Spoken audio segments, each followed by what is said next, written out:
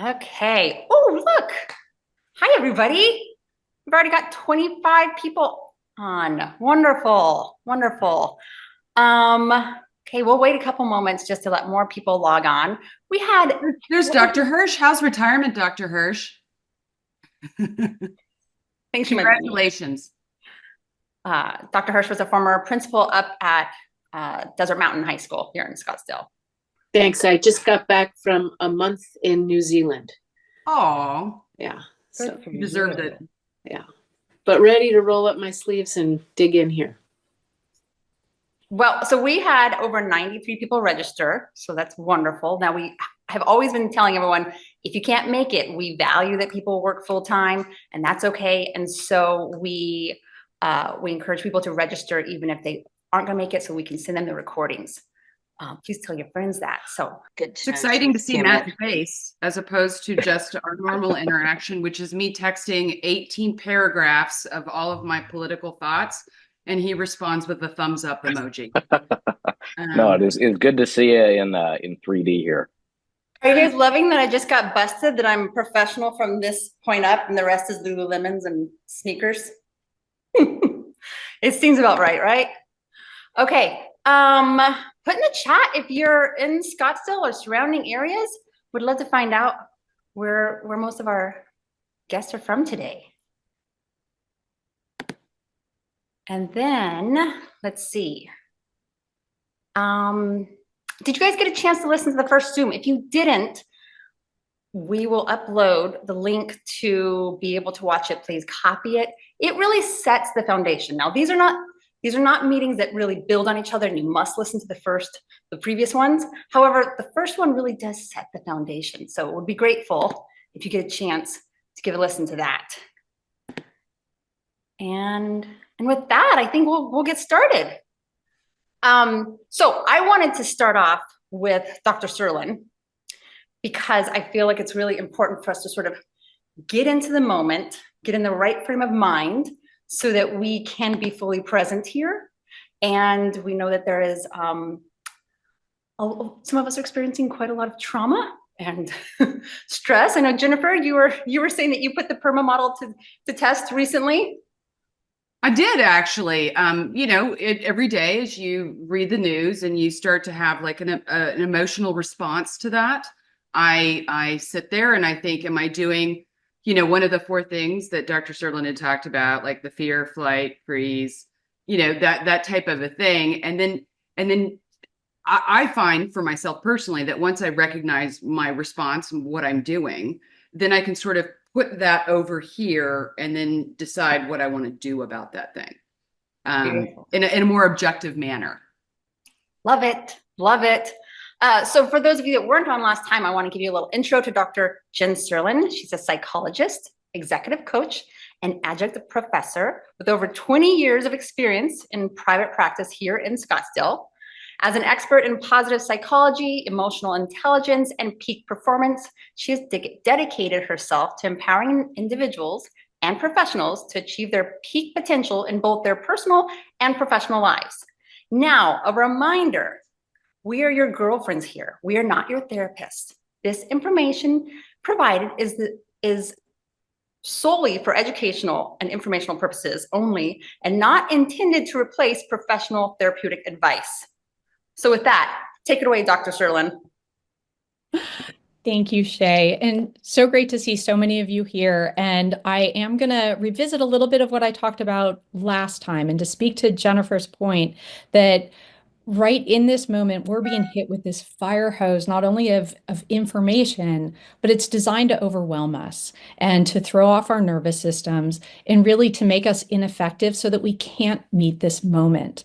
And that's where we really need to be applying those principles of positive psychology day in and day out and really making it a habit and a practice. So thinking of it kind of like doing a daily Wordle, Sudoku, crosswords, whatever it is that you do, the more you do it, the better you get at it and it's easier to do. And then you can kind of do it shorthand. And so even though I know this in and out and I practice it, I teach it, I coach people on it all the time, it doesn't mean I'm immune to that fire hose and getting overwhelmed. So to tell you a little bit more about how this works, what happened for me is Saturday morning, I had a great day planned ahead. I was, going to a sporting event with friends, and then I was going to the Indians Festival with my husband to see Beck and the Killers. They were amazing. I both highly recommend seeing each of them. But I woke up Saturday morning and I'm in bed and kind of yawning, and my brain immediately goes back to Friday night and finding out that the chairman of the Joint Chiefs of Staff had been fired. And I am flooded. And my brain goes haywire on it. And I am in that stress response. So that full on fight, flight, fawn, or freeze.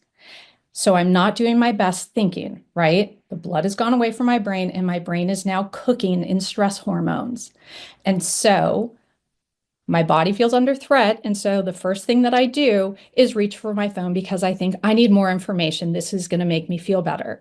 Now, when I'm in that positive space, I have a hard rule. I absolutely do not look at my phone. I do not look at news when I'm in my bed. That is not healthy for me. But I'm overactivated and I do that. So I lay there in bed for an hour scrolling. I'm not feeling any better. If anything, I'm more activated, which then I'm thinking less well. And I think, oh, I need more news. I go and have breakfast. And instead of walking my dogs, I continue to read. Now, by this point, right, I'm vacillating more so between fight, I'm getting angry and yelling at my iPad, and a bit of freeze, where I'm starting to feel paralyzed in that degree of despair to the point where I am thinking of canceling on the sporting event with my friends, thinking maybe it's too much to do these two things in one day. At which point I catch myself and start doing my self-talk, which is, okay, my self-talk sounds a little bit like a hockey coach where I'm like, all right, Jennifer Serlin, you know better than this. Come on now. You need to PERMAH yourself in this moment. So I break myself out of the freeze and I'm so stuck that at that point, I just put on my flip-flops and I go for a walk with my dogs in my pajamas. Now, granted, they're like sweats, so it's not, full-on PJs, but I was that stuck in that moment. And so the minute I realize this, I'm starting and I make this step. I'm starting to get unstuck and I'm starting to live PERMAH. And I know you all have the slide right there, but just to reiterate, those positive emotions can be anything, big or small. Engagement is anytime we're present in what we're actually doing and we're not future tripping and catastrophizing or replaying something from the past. Relationships, any sort of connection, meaning, living, doing activities that align with our values, accomplishment, any sort of win, and health, anything that we know is a healthy habit and is good for us physiologically. So, right, I've got my dogs in my PJs taking a walk. So right there, I've hit accomplishment. I'm already feeling better and I have health on board because I'm outside, which we know is incredibly good for us, and I am moving my body. I choose to leave my phone and I'm starting to feel good. One of my dogs is 14 or 15. And so, any walk with her is a gift. I'm enjoying myself. I'm present. I'm paying attention to what's around me. I don't know, after I turned 50, I started noticing birds. They're great. So I'm paying attention to birds. I'm enjoying that. And that meaning, I'm living aligned with my values. I do not want to be the person who's just sitting there doom scrolling and not engaging my life. So this is all going on in relationship wise. One, it's my relationship with my dogs, which is really valuable to me, but I'm also seeing neighbors. And near the end of my walk, when I am recalibrated, I am no longer in this elevated stress response. I see one of my neighbors and she is actually in this activated state and is, oh my gosh, did you see the news last night? I stay in my space and I'm like, I did. And I actually asked her, do you know about the 5 Calls app? Educated her on it, showed her how to use it, and she started using it from there.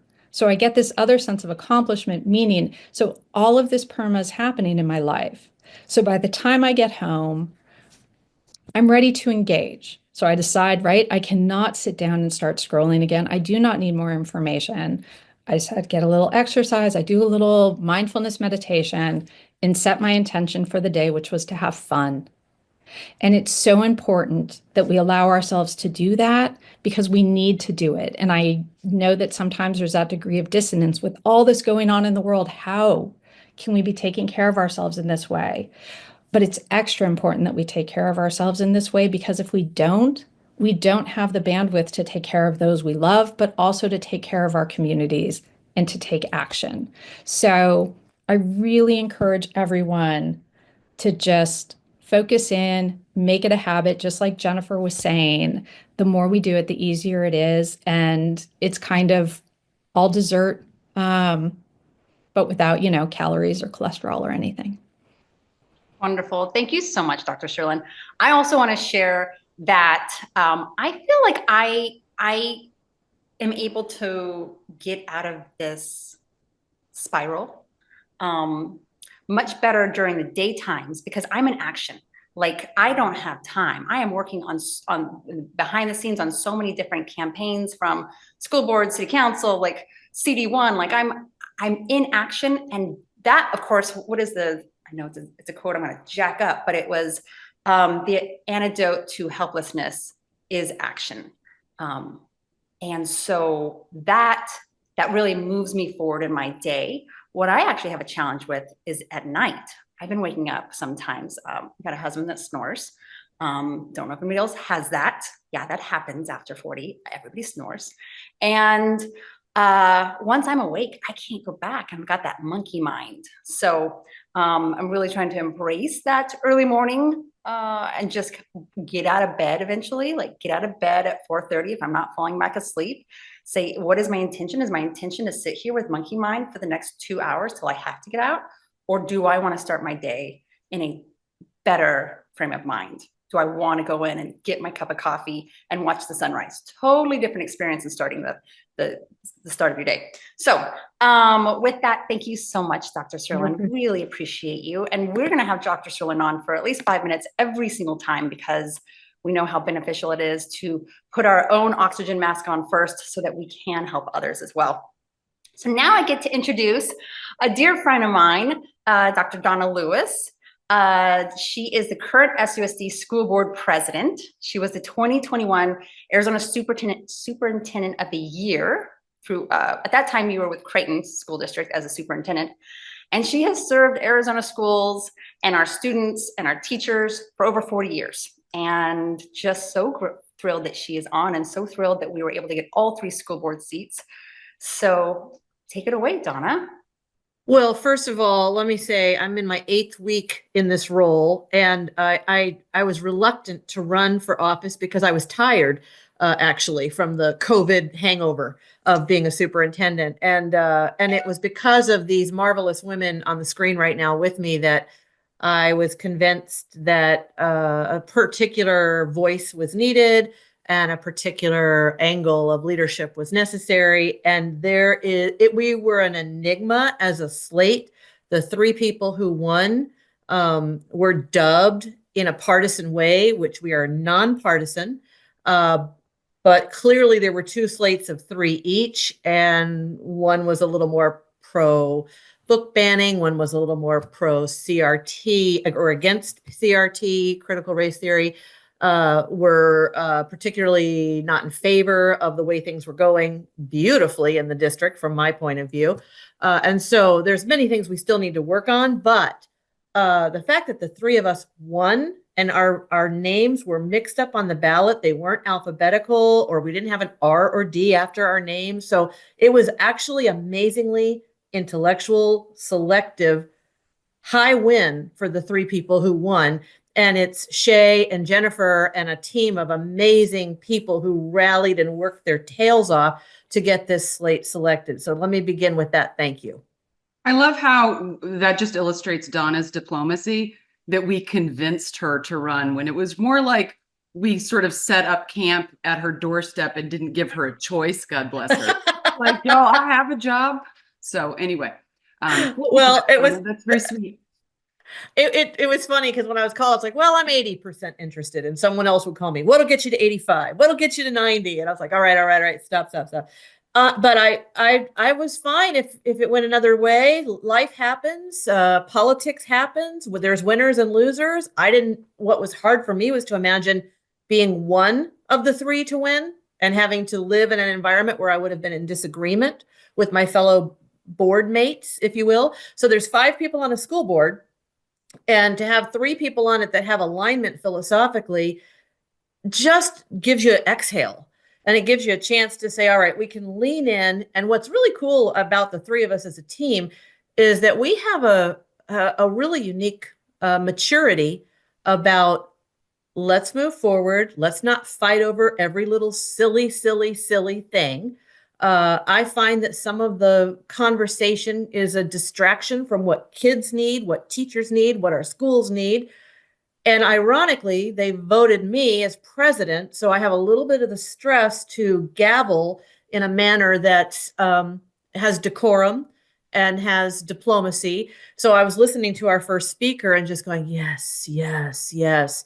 If we can maturely find ways to have civil discourse and overt disagreement with respect for one another.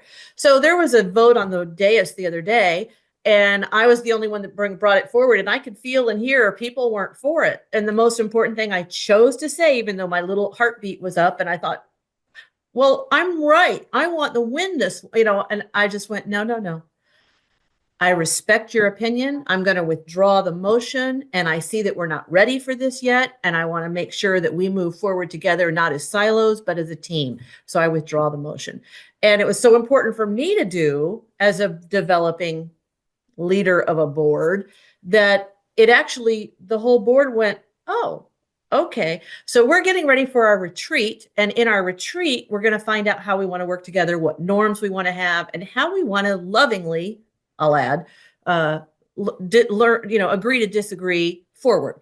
So that's so important right now because we're seeing historic monumental changes coming down from the federal Department of Education. We're in completely uncharted waters that even when you were a school district, nobody's ever had to deal with this. So having a board that works together cohesively is vital at this point. I know it's a lot, and I know it's a huge topic, but I think some of the big concerns that people have are how the board is going to handle some of these changes. And is there anything even that you guys can do to prepare for that? Can I preface? Yeah. We're running a little over on time, so I want to make sure but also, I know some of you here are not from Scottsdale, and so does this seem pertinent to you? But I will tell you what pertinent to every school district. It's everybody. Yeah. Like, it's what we're experiencing here in Scottsdale. If you're not already experiencing it, which you more than likely are, you don't have the board majority vote. You have the less than supportive of public schools on your board. It pertains. And if you are in good standing, I will just say it's more than likely going to be knocking on your door this next election. So this it definitely is pertinent to everybody. So Donna, we have about 5 minutes, and I know we want to cover, Jennifer, we want to cover the actual risk of ICE raids and also federal funding. So where do we? Yeah, that's a great example. Does the district, or do they kind of have like a plan or something in place in case there is a possible ICE raid at a Scottsdale school? Well, first of all, the informal word is ICE raids are not looking at schools right now. And then secondly, more importantly, we are a sacred place for student release. So students are not released easily, even if you have a piece of paper and a badge on. So we're not permitted to release students unless there is a direct criminal warrant for arrest. That's the only time. So principals are being directed to contact our legal office to get guidance depending on if there is a warrant or not. So I kind of want to put that to the side, not to poo-poo it, but what's happening worse is the fear associated with it by our students and families. So we have had increased absences in fear. We're deciding if that's an excused absence or not. We had students who deliberately did not come to school to make a statement early on, and one school in particular.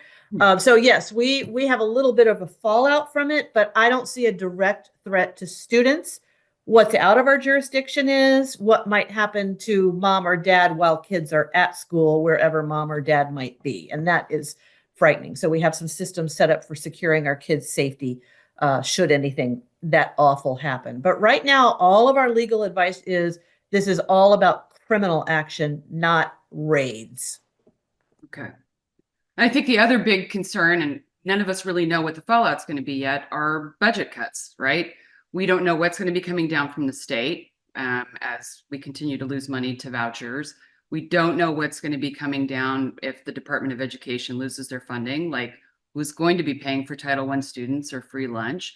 And we don't know, there's so much that's unknown. Prop 123 might be going away. How do you guys even begin to tackle all of the what ifs that might or might not be coming? So we have a phenomenal budget team that's done a phenomenal job with the projected budget with some what if categories. And the what if categories federally, which is really the point of your question, is Title I was in existence before the Department of Education. Not that I want the Department of Education to go away, but that money was there and was channeled nonetheless. FERPA is protected nonetheless. IDEA, our special ed money, is protected nonetheless. Never was fully funded, by the way. It was supposed to be funded at 30%, never got up to 17%. The notion of different pockets of money. Title IX probably is the most oogie at this point. That's my professional term, oogie. So we're watching that one closely. We're getting legal advice from 3 sources. We're looking to the Attorney General to guide us. We're looking to the Arizona School Association to guide us, and we've had some expert legal advice there. Our own attorney in Scottsdale has put together a rough draft of where things are to make, because we had 2 board members ask, are we in compliance? Well, there's nothing yet of which we must be complying. It just feels creepy like it's coming. So we're getting ready for due process and procedural safeguards to make sure that justice and the system has a full-fledged hearing and it's not just a sweep away or very headline fear. I can't tell you in this uncertain time when we're all very nervous about what might be happening to our public schools, to know that we have a competent, capable caring board and an excellent administration and staff at the school district to sort of help us navigate all of this. So thank you for doing what we made you do. Isn't that the truth? Thank you, Donna. I know you need to get off. Donna is also a public speaker, like literally travels the world. It was challenging with the campaign to like fit her in here and get her at all the events because she does so much public speaking all around the world. So thank you, Donna. Appreciate it. We'll let you go. And yeah. Thank you guys for rising. Of course, absolutely. Okay, now I'm excited to introduce you to my close friend and colleague, Matt Grodsky. Matt is a partner of Matters of State Strategies, where he played a pivotal role in the successful 2022 campaign for our own Secretary of State, Adrian Fontes. As the former Director of Communications for the Arizona Democratic Party, he was instrumental in achieving the organization's first presidential victory in 25 years. Known for his insight and wit, Matt frequently appears as a political commentator on various news outlets. With over 35 prestigious awards, including Polly Awards from the American Association of Political Consultants, he is a remarkably talented and valued friend to us. Go ahead, Matt. Jump on. Well, that was super sweet. I appreciate it, guys. I'm really thrilled to be here today. Really looking forward to the conversation. And what I want to preface with before we kind of get into questions and some of the broader topics is I know every day feels like we're having sandpaper rubbed on our eyes, and it's just terrible. But I want to stress today that a lot of the way we recover from this is in our control. There are pathways to success. In some instances, we've seen this movie before. So while I lay out some stressful things today, I think the important takeaway is we can do it. So I wanted to lay that out there before we start. But I am ready for the interrogation from Jennifer. So however you want to proceed. Well, first and foremost, I would like to say thank you to Matt, and anybody that's in Scottsdale Unified School District owes Matt a big thank you and maybe a bottle of wine. because he was an unpaid consultant on our campaign race for the school board. He helped us tremendously. Heck, we found our digital media ad buyer guy through you, and we got a discount because we got to pony back on all of your other clients. So thank you for that. We do appreciate the fact that you are a paid political consultant, but you also helped out some other people who were in need. So we didn't do much. It was just fun chatting with you guys every day. So seriously, you did a lot. That was all you guys. So clearly Matt's also very modest. So Matt, I guess my first question is, what the fuck happened? Sure. I'm only allowed How's one that? F-bomb today, according to Shay. So I'll drop one on you later. A lot of stuff happened. It was kind of a perfect storm of bad things. Some of it was self-inflicted. Some of it was beyond our control. I think if we're going to just focus in on Arizona statewide, the crux of the issue for us as Democrats is we have a voter registration problem.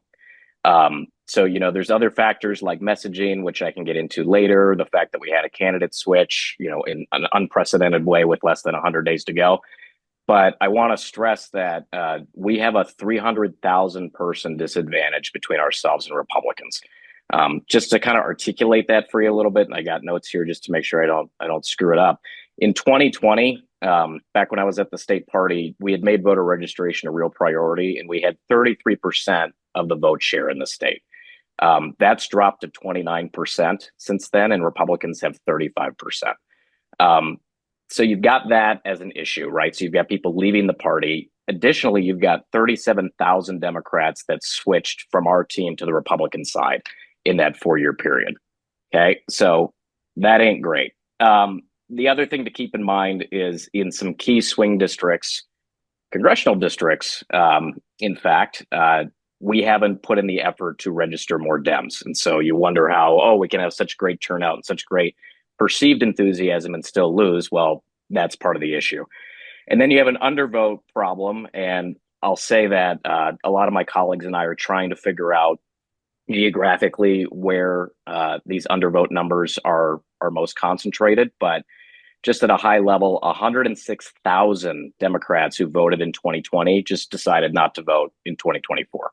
And we got to figure out why that is. So I think those are the broad strokes, most actionable issues beyond adjusting our messaging for stronger persuasion in election years, which we can get into. But so that's Matt, what I'll in open my with. new legislative district, which I live now in Tucson, my reps to the state legislature are Democrats, but I live in CD6, which is after the 2020 census became a little bit more conservative. It used to be a real swing district, kind of back and forth. But right now I have a Republican, Juan Ciscomani there. But even so, in my legislative LD 18, we had like a 93% Dem turnout, which is phenomenal, like incredible. Yep. Where is it that people aren't voting? Is that happening in pockets of CD1? Yes. So back to the other point I made, we're trying to figure out, we need more data from the canvas on exactly where the undervote's not happening and why, right? Like, are they deceased? Did they move? Are they just not feeling it anymore? What's the problem? And obviously those are different case by case scenarios. So we got to figure that out. And then, for your specific legislative district, I think the other issue we're having is appeal to independents. Our strategy for the longest time, go back to 2018, where it was really that first insurgent period in an election after Trump had ascended. Because we didn't have the voter registration advantage, even though our numbers were increasing, we are very reliant on converting a healthy portion of independents throughout the state in almost all these districts to come to our side and see the light. That enthusiasm wasn't there this time around, and I've got some polling data that can spell a little bit about why that happened, right? But if you don't have that, given where we are in voter registration, your district aside, you can have great turnout from Dems and still come up short if you're not winning the independent share. So that's got to be part of our solution if we're going to be moving forward. So and again, going to Scottsdale specific, where I think one of the biggest disappointments that most Democrats had was specifically Christine Marsh losing her Senate seat. She's a phenomenal candidate. She's experienced. She's an incredible fundraiser. She's out there all the time. So it wasn't the quality of the candidate or that she had done anything wrong in her first term or first two terms that, you know, somebody could point to. Correct. So you think it was just a matter of the independents not crossing over? I think that's a factor. I think a couple of buckets specifically for Christine's district that obviously translated down to some of the House candidacies as well. If you can go back in time a little bit, obviously abortion has been a primary focus for our messaging apparatus since 2022.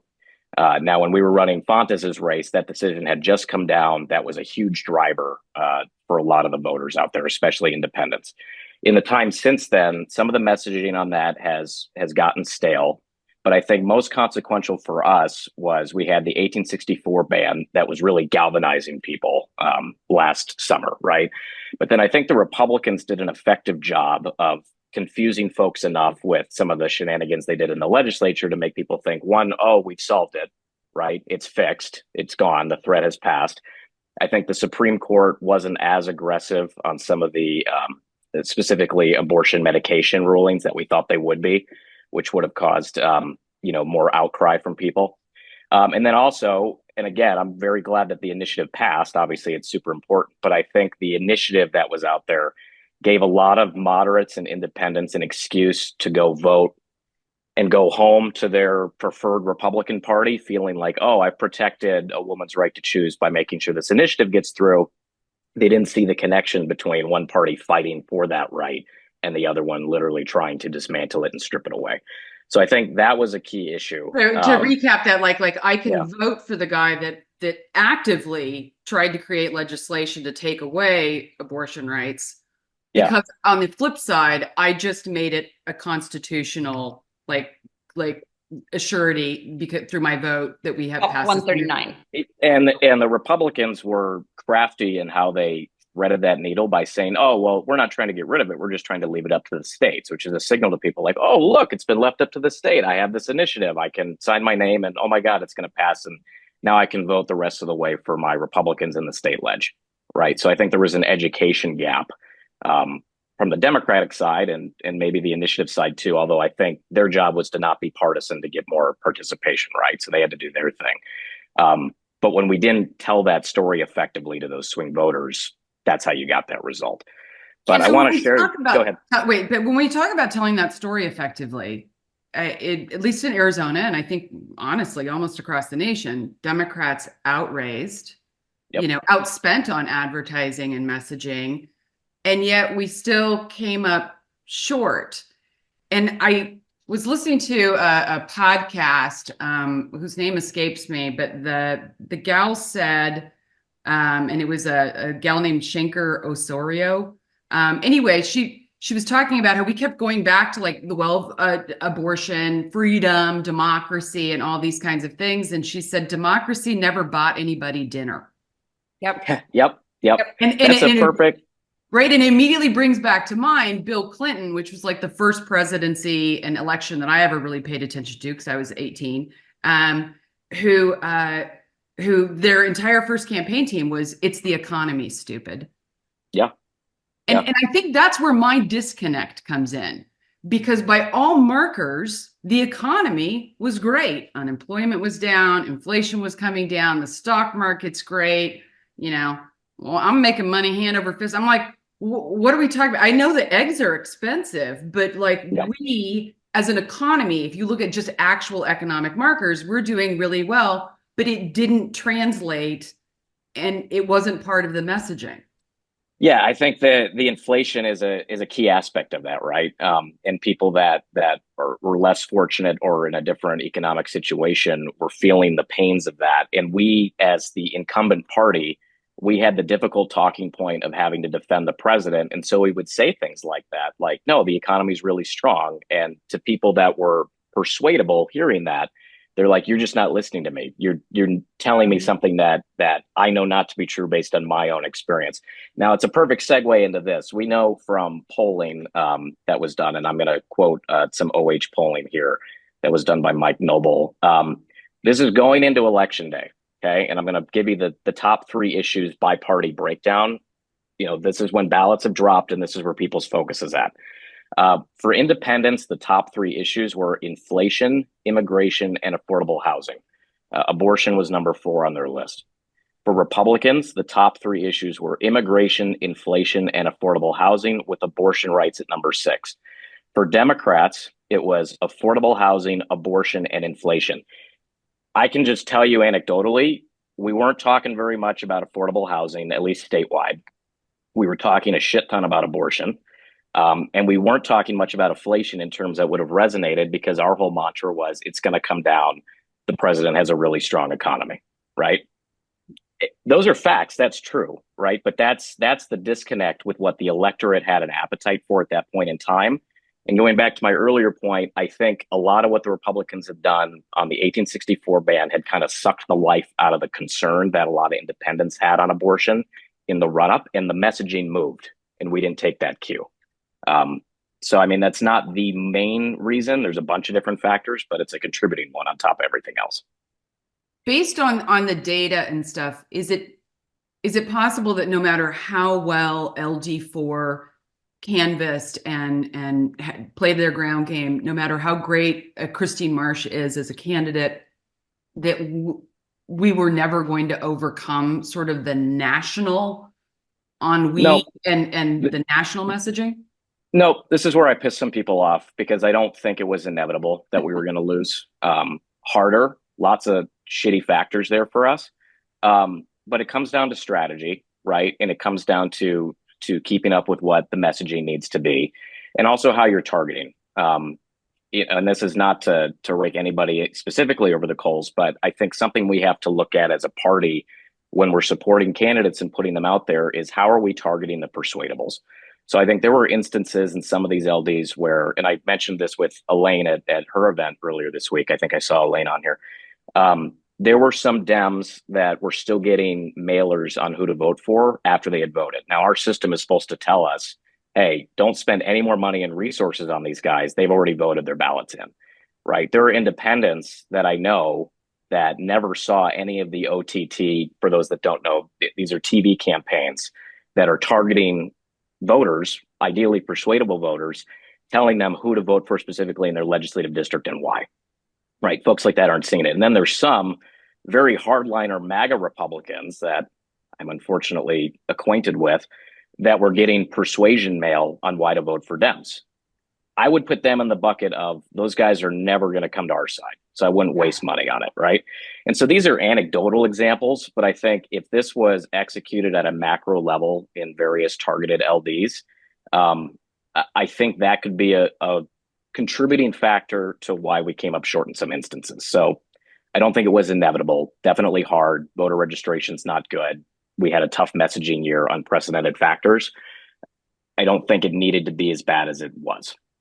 And I'll check on me in a few days to see if I got assassinated for saying that. But You might.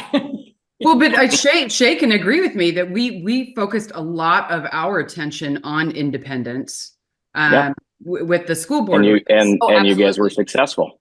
Absolutely. Yeah, I mean, I think it was 9,000 of our 11,000 handwritten postcards went to registered independents.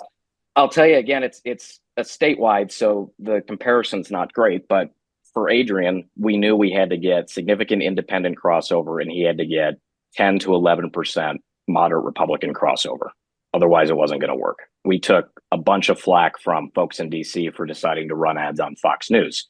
They were like, that's not where your voters are. You need to be on MSNBC. I'm like, guys, our Dems are good. Like, they're coming out. But we have a disadvantage out here numbers wise. Like, we got to get some people to be persuaded to come to the other side. And if the targeting's not right, they're not going to know to do that, because people aren't going to do the work to be informed. That's just the reality. So anyway. And many of you guys know, one of the reasons why Jennifer and I were so adamant about working on the school board is because that is where they get their footing. So if you don't know, Christine Marsh, beloved Teacher of the Year, has served in our legislature. One of the greatest advocates that we have for public education at the legislature was taken out by our own school board member, Corinne Werner, who now sits on the education committee and has no college education. Oh, she has no college degree. I know that much. So it's mind blowing. She really has her resume is so embarrassing, guys, really embarrassing. And the fact that she now sits in our legislature, on the education committee is frightening. And the truth is she can now attack our public education at the district and legislative levels. She doesn't have to step down from the district. I think she probably will, so she can give her seat to someone else that can be then an incumbent in the coming years. But that is why it's so important that we work at the local level, school board, city council. It is so much easier if we invest time and energy and money there and squash them at that level before they get up and it costs us $1 million to take them out. So millions of dollars. Well, okay, so I want to have some like hope, and you know me, I like an action, I like an assignment. Yep. So like CD1 specifically, we've been talking now for what, 4 now cycles. If we can flip it, we can do it, everybody. Yep. I do actually think that as the economy is going to tank here, with these terrible policies coming out of the White House, I think we are due for a massively blue wave, and we need to ride it and we need to work it well. I think this is the time that we can do it. What do you think our chances are? Who do you think? What can we do? Give us the juice on how we make this happen. So to your point, I think we have the makings of a 2018 type of cycle on our hands if we execute right. Okay, so let's use CD1 as an example. We had stronger voter registration numbers in CD1 in 2022 than we did in 2024. And as folks that are super dialed into this stuff will know, Jevin Hodge, our nominee, who didn't live in the district, lost by only 1 point, right? And so that was a weird midterm year, but I think that's an example of even when it's not supposedly a backlash year, you can still be successful. So I think if we've got anything like our 2018 numbers, we should be in good shape. Now, that being said, this is what we have to do. And this is where it's a little depressing, but there's a light at the end of the tunnel. Okay, so I'm not including 2020 numbers because we redistricted, so that's not applicable. But in 2022, right, Hodge lost by 1 point. Republicans gained 11,000 voters in CD1 between 2022 and 2024. Dems only added a little over 1,200. Okay, so action items for people that live in CD1, really if you live anywhere, register voters. Go register voters. We've got a great story to tell because the guys in the White House are going to be overreaching every second of every day. Okay, and I would keep the messaging focused on the economy, inflation, tariffs, all the uncertainty that's out there. I wouldn't take the bait on things like, what's he going to call Greenland? And is it the Gulf of Mexico or is it the Gulf of America? That type of shit is meant to distract. And we had a good opening at the beginning on how to stay mentally healthy about that. But I would focus on the big tangible things. And as you persuade people to register to vote, getting back to the messaging ideas here, what we've found is if you take out a lot of the partisan buzzwords with this stuff, and I think you guys experienced this in the school board race, it's much easier to get people over the finish line and to become Democrats and vote Democrats. One of the best tricks I've got is insert American over things, right? So instead of we're fighting for working class families, which can alienate people that don't consider themselves working class, we're fighting for American families. We're fighting for American values. We're fighting for American schools, right? We're fighting for American traditions. This goes back to that poll that you mentioned, and I see that Sherry popped up the border of CD1 there, just so people have an idea of where it is, and that encompasses PV, Fountain Hills, Cave Creek, Scottsdale, a lot of North Phoenix. So it's mostly where all of you are coming from, by and large. But you were talking about the poll about what the top issues that people cared about. For independents, Republicans, everybody but Democrats, immigration was either their first or second. Yep. And it made me think about, and it was just recently, this last week in the New York Times, there was a long piece about Denmark and how in Denmark, they, as opposed to every other European nation and the United States, which has kind of gone a more right, or at least had some very scary near misses challenges from alt-right candidates, Denmark has kept their very progressive president. They've expanded their social programs and stuff. They've become more liberal, so to speak, while everybody else is going the other direction. And the one thing that they do differently is that I wouldn't say that they're anti-immigration, but they ain't pro-immigration. And so they make sure that the Danish people understand all of these policies. When we're doing SNAP, you know, that's food programs, food for poor people. When we're paying for kids to go to college, when we're doing all these things, it's for the Danish people. It is for Denmark citizens. And that speaks right to what you just said, which is framing our policies as not helping this poor child, it's helping a poor American child. Yeah, right. Because that's subjective and people can make that relate to them and they don't feel like you're talking about, you know, something this isn't me, that's not my kind of family, right? And I think we need more time on the immigration issue, but I think by and large, we're scared to talk about it. And too often consultants advise their candidates, just don't talk about immigration, pretend it's not there, right? And you can't afford to do that. Not really. You know, we did this fun exercise Monday in Cave Creek. You know, I asked for a show of hands. I wanted people to tell me who had heard the annoying talking point that Katie Hobbs is weak on immigration, right? Almost everybody's hands went up. But then I asked who here is aware that she allocated $100 million for border security, right? Who was aware she allocated $17 million for the Safe Task Force, stopped 8 million fentanyl pills from getting in? Like one hand went up, right? So we need to do a better job of leaning into our wins on some of these flashpoint issues that we're otherwise afraid to talk about or address. And we certainly need to be talking up our elected officials when they score points on these things, instead of just hoping someone catches it in a press release sometime. I think we don't want to, because we don't want to be seen as racist. We don't want to be seen as we are the enemy of this poor Guatemalan family that just wants to come here and work and give a good life. And I have that internal fight in my own head where I'm like, but if I don't get my person to win, I can't help right. that. And it's not about being anti-immigrant or xenophobic. It's what the term we adopted in 2020 was smart immigration reform, right? We want to have a smart process. We want to have a process that stops, you know, dangerous criminals from getting in, bringing drugs over here, right? That's universally accepted. We get that. But too often we just choose the route of let's just not talk about it. And you see it in the results, right? You had independents who you need. That was their number one issue. Republicans who you need to persuade some of them, same deal. And, you know, while Dems, like, of course, that wasn't our focus. We needed to be talking about it because we don't have a voter registration advantage here. Matt and Jennifer, I know because I've had cocktails with you two. We could talk literally for the next 2 hours. However, I want to make sure we get a chance to get to our action steps before we get into question and answer, and give people a chance to log off at 1 if they need to get going. So Jennifer, do you want to lead us into our action steps for the week? Jennifer, me or Dr. Serlin? Well, I think it kind of goes to Matt here a little bit, which is like if he's working with a candidate, if he is working with a proposition or something that we all agree with, how can we help him?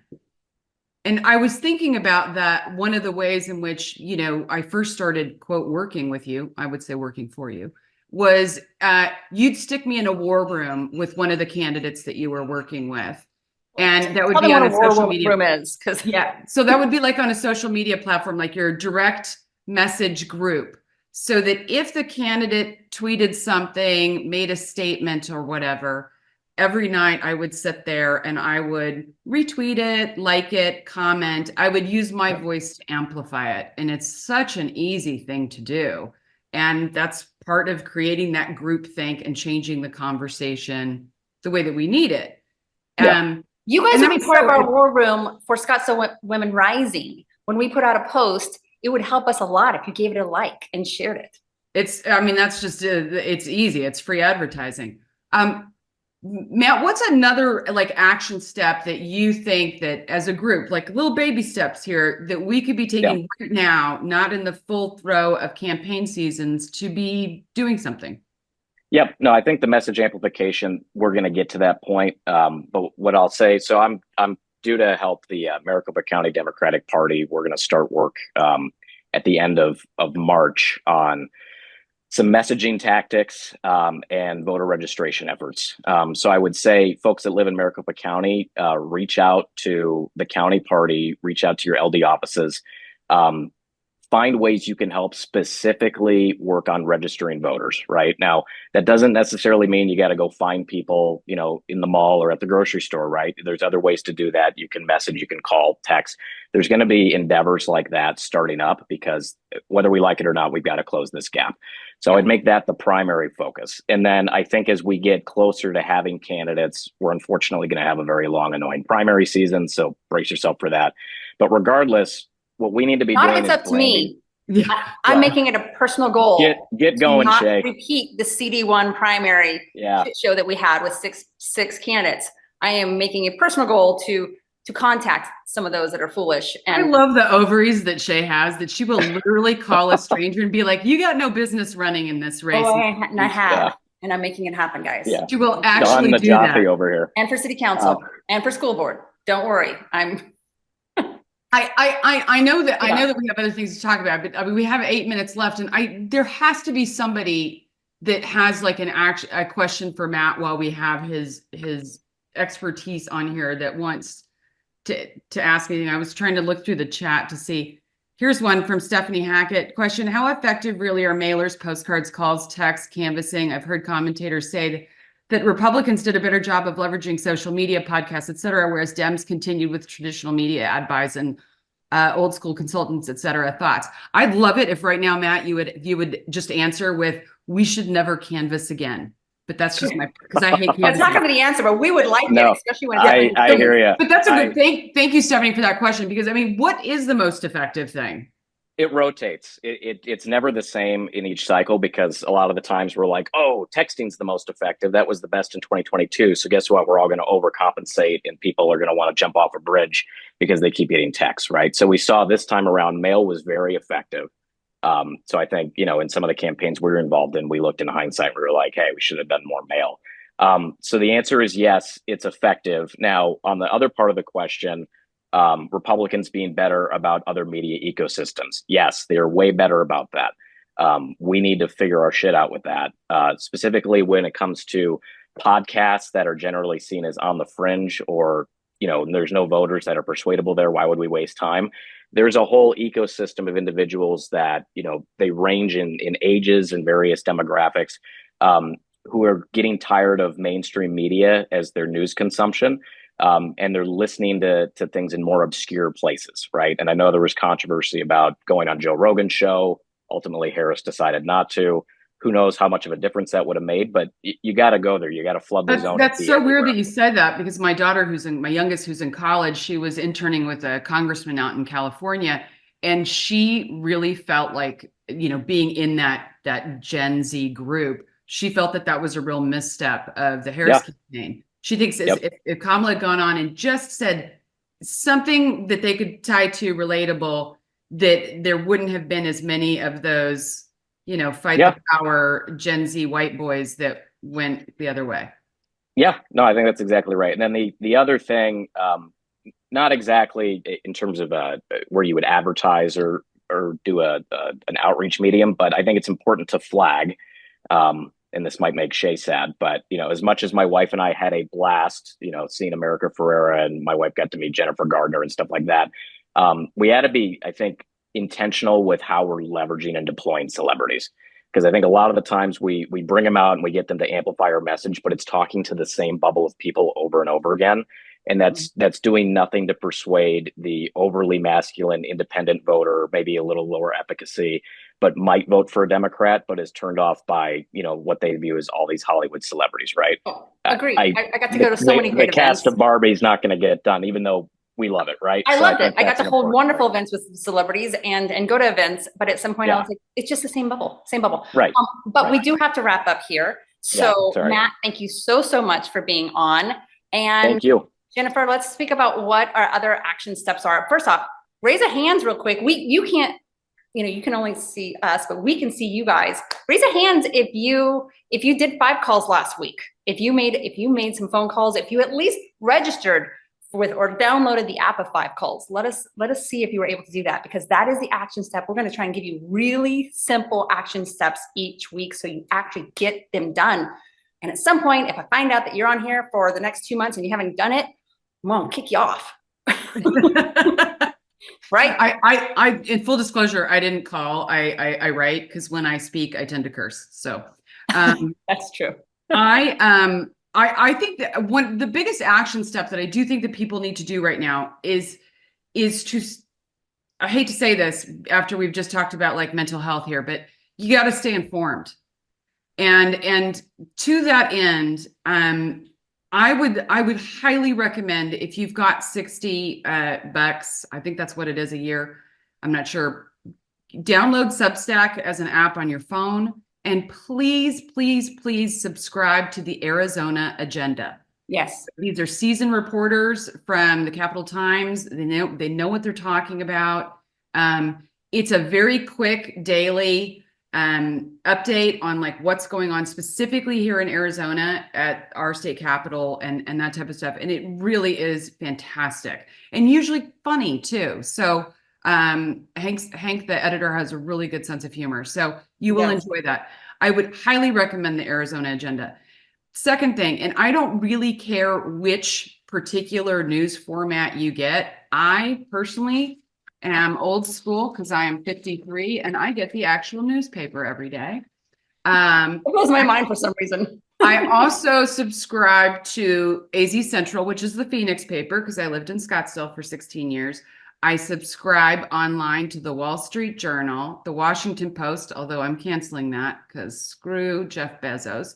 The New York Times, the Atlantic, the New Yorker. I mean, I lose track of everything that I've subscribed to. My husband doesn't because he's like, seriously, with the bill? Anyway, my point is that you don't have time to read everything. And especially when I was a young mom, I definitely didn't have time to be sitting down and actively reading something.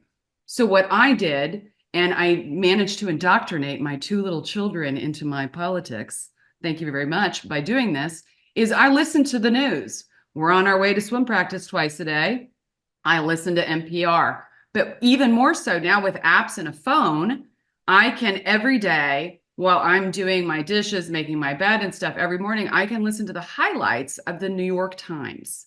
And it gives me all of the basic news that's coming out for the day. And then you don't have to do it in bed. You don't have to do it and have it disrupt the rest of your life, but you're driving in traffic anyway. You might as well have your kids learn some big words, some SAT words while you're driving. And appropriate. I'm going to say I can't do that to my 10-year-old daughter. She would lose her mind. She already has to hear politics at the dinner table. Trust me. But I take a little different stance. Everybody's going to be different. I think I mentioned on the last meeting, I sort of had a January 23rd break where I was like, I'm going to lose my mind. And I removed social media and all media apps from my phone because I don't need it constantly. However, I do have access to it on my computer when I'm actually sitting in front of my computer. It's a more controlled environment. And I really limit. It's Arizona Agenda for me, civic engagement beyond voting. Highly suggest you guys check them out. We will definitely encourage it. Lori, thank you for reminding me. Heather Cox Richardson. Heather Cox Richardson is an amazing historian and at this point political commentator who she brings everything to light with an understanding of history, because history repeats itself. And so we have to know, like, how did Hitler do it? Are we following along those same paths of his first 53 days?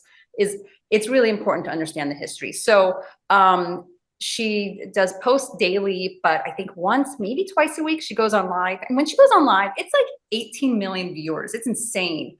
And so I always make. I think that's so great that what we've highlighted just here and in the chat is how many different places you can get information. It doesn't have to be watching MSNBC at night, which will make your blood boil. It can just be any format that you want that works for you so that you are informed. I will say, my mom always said, quality over quantity, always quality over quantity. So make sure we're picking the best. And at some point, we'll share with you a great resource that can help you find what media is the least biased. And so I know we need to wrap up really quickly here. And I want to be respectful of you guys' time. I want to remind you that on March 6th, Thursday, March 6th, we are going to have our first in-person happy hour. So we will be sending out the invite for that. We're not going to disclose the location just to make sure we have all like-minded people arriving, but we will give you the invite and then send you the location, but it'll be mid Scottsdale on the 6th. Also, due to popular demand, people are really loving Dr. Serlin. So she has offered to be on with us on Thursday. Dr. Serlin, are you still on, or did you have to run off to? She's there. She is, I'm okay. here. Do you want to speak for just a moment about what you're wanting to help us work through and talk about on the 6th at noon? Absolutely. You know, really focusing on how to have productive conversations and communication. And so talking with the people in your life who might think differently than you, maintaining those relationships, maintaining your boundaries, and really just focusing again on the positive psychology and maintaining our own well-being during this time. Because if we come in hot, we're not effective. And so really important to be able to be in that space to choose what kind of conversations we have. And, you know, speaking to even Matt's point, because then we're effective messengers. But if we're in that reactive state, we're not. So really we'll be talking about, you know, again, the sort of the science, our neurochemistry, but what are the factors that contribute to that productive, effective communication and what feels better for us, because then we don't need to do the repair work. It's And clean. bonus, y'all get a break from me because I will not be able to participate in that conversation since I got rid of everybody in my life that didn't agree with me. It's fantastic. I highly recommend it. Liberating, huh? Okay, and lastly, reminders, there is an economic blackout tomorrow. I'm going to send in our newsletter more information about it, but today is a day that you should be going out and filling up your gas tank and getting the food that you need. We are going to remind those multiple corporations, but definitely those key: Target, Amazon, Walmart, that the power is with the people. So more information in the newsletter. And Schweiker, people, myself included, I was out there last Monday with a big megaphone, chanting up and down for 2 hours, getting people out to Schweiker's office up in North Scottsdale area, kind of over by Costco, North Site area, to demand that Schweiker talk to us, that he show That's up. Monday mornings, right? Monday mornings, 10 o'clock to 12 o'clock. Show up anytime. We'll have signs for you. If you don't have a sign, or if you want to make your own sign, please use Matt's tips. Make it about the inflation. Make it about economy. Make it about Schweiker takes money out of your pocket. Absolutely. Don't make it about DEI. Nobody in Scottsdale is going to vote for that. So thank you guys so much. See you on the 6th. And then we're going to take a break the following week because it will be spring break. Most of us will be gone. And then we'll reconvene. So really appreciate all of you being on, and share it if you will. You'll get the recording. Thanks, you guys. See you later.